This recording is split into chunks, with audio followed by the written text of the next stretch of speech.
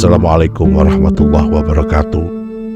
Selamat malam untuk semua teman-teman yang mendengarkan podcast kisah nyata di channel kami ini. Semua kisah yang kami bahas di channel ini merupakan rangkuman kisah dan kejadian nyata yang sudah tersaji di beberapa media online maupun media offline.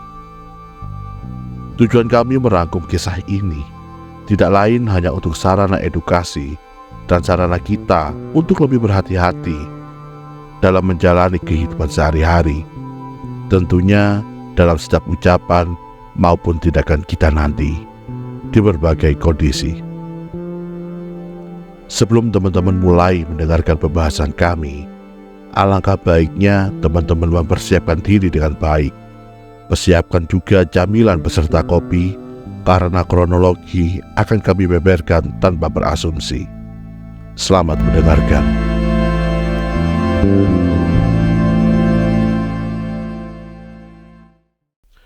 Teman-teman pasti ingat dengan kejadian dibebaskannya Ronald Tanur selaku terdakwa perkara penganiayaan dan penghilangan nyawa kekasihnya yang dilakukan secara keji terhadap kekasihnya yang bernama Dini Sera Afriyanti.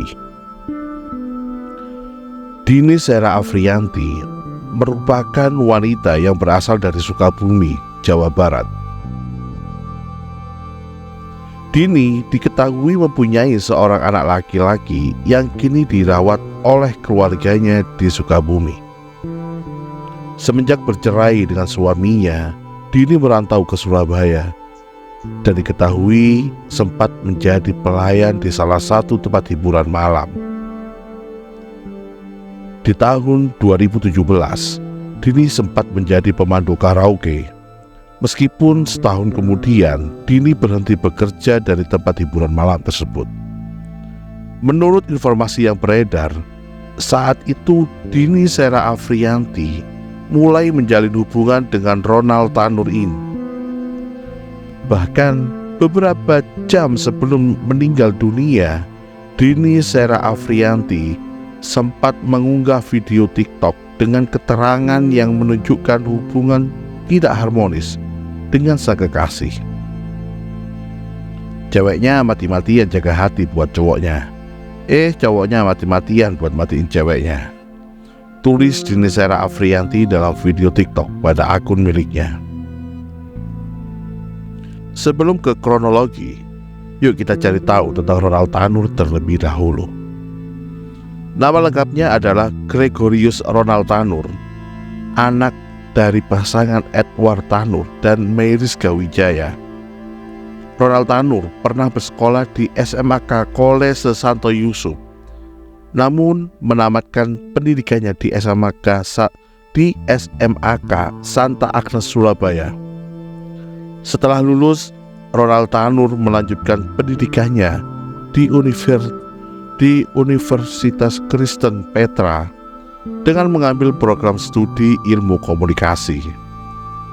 Namun, dia memutuskan untuk mengundurkan diri sebelum dirinya lulus. Bahkan, Ronald Tanur tercatat pernah berkuliah di International Business School. Namun, pada 2016, dia memilih untuk pindah ke Australia dan meneruskan pendidikannya di Study at Home Institute Melbourne.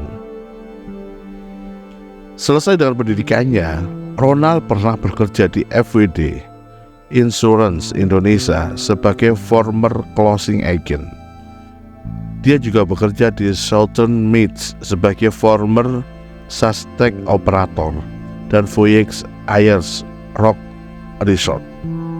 Mohon maaf kalau salah dalam pengucapan, maklum lidahnya lidah kaku orang Jawa. Ayah Ronald Tanur sendiri bukan orang sembarangan. Ayah Ronald Tanur yang bernama Edward Tanur, mantan anggota DPR RI Komisi 4 fraksi Partai Kebangkitan Bangsa dari Nusa Tenggara Timur. Namun akibat perbuatan anaknya, Edward Tanur dinonaktifkan dari keanggotaannya di Komisi 4 DPR. Sekretaris Jenderal DPP PKB Hasanuddin Wahid mengatakan Edward Tanur dinonaktifkan agar dapat fokus pada penyelesaian masalah penganiayaan berujung kematian yang dilakukan anaknya, Ronald Tanur, terhadap kekasihnya. Berdasarkan website suara.com, kekayaan ayah Ronald Tanur tersebut mencapai 11 miliar dan tanpa punya hutang sama sekali. Dan melalui website dpr.go.id, Edward Tanur merupakan seorang wira swasta jasa konstruksi. Ia merupakan owner dari jasa konstruksi tersebut sejak 1983 hingga sekarang. Itu artinya usaha Edward Tanur di bidang konstruksi telah berjalan selama 40 tahun. Bukan hanya itu, melalui website dpr.go.id, Edward Tanur juga tercatat sebagai Direktur Swalayan Tulip sejak tahun 1980. Dan Edward Tanur pernah menjabat sebagai Ketua Klub Bola Tulip FC selama 4 tahun. Pria dengan gelar sarjana hukum ini juga sempat mengelola Sasana Tulip selama 6 tahun.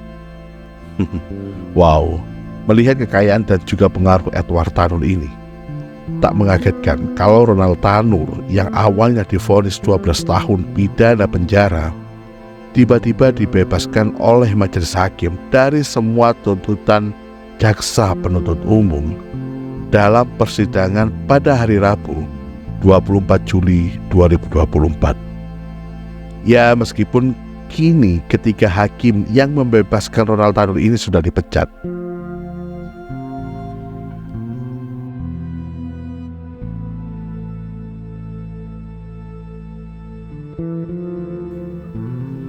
Jadi pada hari Selasa, tepatnya tanggal 3 Oktober 2023, Dini dan Ronald sedang makan di daerah Ciwok, Citraland, Surabaya. Di situ Ronald dihubungi salah satu temannya dan mengundang mereka berdua untuk datang ke tempat hiburan karaoke Black Hole KTV di Mall Landmark, Surabaya Barat. Karaoke sambil minum miras di Black Hole KTV. Sekitar pukul 21.32, Dini dan Ronald sampai di Black Hole KTV di ruangan 7 dan bergabung dengan rekan-rekan mereka yang lain. Ya, tentunya berkaraoke sambil minum minuman keras. Setelah berkaraoke dan minum minuman keras, tepatnya pukul 00.10 WIB atau tepatnya hari Rabu dini hari, Ronald dan Dini memutuskan untuk pulang. Pada saat itulah ada salah satu petugas keamanan mal tersebut yang mengetahui bahwa Ronald dan Dini terlihat bertengkar. Mereka juga sempat terlihat cekcok. Bahkan dalam pertengkaran itu, Ronald sempat menendang kaki kanan Dini hingga Dini terjatuh dalam kondisi terduduk.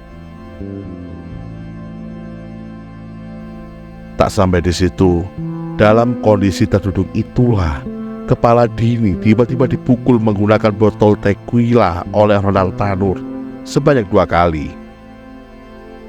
Bahkan cekcok mereka pun berlanjut ketika mereka berjalan menaiki lift menuju basement Mall Landmark. Dan di parkiran inilah kebengisan Ronald Tanur mencapai puncaknya. Setelah keluar dari lift, Dini mendahului Ronald Tanur sambil bermain handphone dan berjalan ke depan mobil Innova dengan nomor polisi B1744BW berwarna abu-abu metalik milik Ronald Tanur. Sambil menunggu Ronald Tanur itu, Dini duduk bersandar di pintu sebelah kiri mobil Innova tersebut. Kemudian Ronald Tanur langsung masuk ke mobil lewat pintu supir. Dan seketika itu, ketika mobil dinyalakan, Ronald Tanur melajukan mobil ke arah kanan yang berakibat terlintasnya tubuh Dini oleh mobil tersebut. Bahkan tubuh Dini sempat terseret kurang lebih sejauh 5 meter. Di saat itulah Ronald menghentikan laju mobilnya dan Ronald Tanur didatangi oleh sejumlah petugas keamanan di Mall Landmark tersebut. Setelah mengobrol dengan petugas keamanan tersebut, Ronald Tanur pun mengangkat tubuh Dini yang sudah tidak berdaya itu ke bagasi mobil Innova tersebut. Ingat ya, di bagasi. Sesampainya di apartemen Tanglin Orsat, PTC Surabaya, Ronald Tanur memindahkan Dini dari bagasi ke kursi roda. Dan saat itu tubuh Dini sudah lemas tak berdaya. Dalam kondisi itu, Ronald mencoba untuk memberi nafas buatan ke Dini, tapi sudah tidak ada respon lagi. Selanjutnya, korban dibawa ke Rumah Sakit Nasional Hospital untuk dilakukan tindakan medis oleh pihak rumah sakit. Setelah menjalani penanganan di Rumah Sakit Nasional Hospital, Dini dinyatakan meninggal pada pukul 02.32 WIB.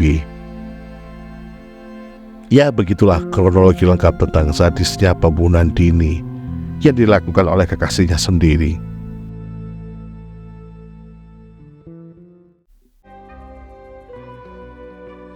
Semoga kejadian seperti ini tidak lagi terjadi di muka bumi ini.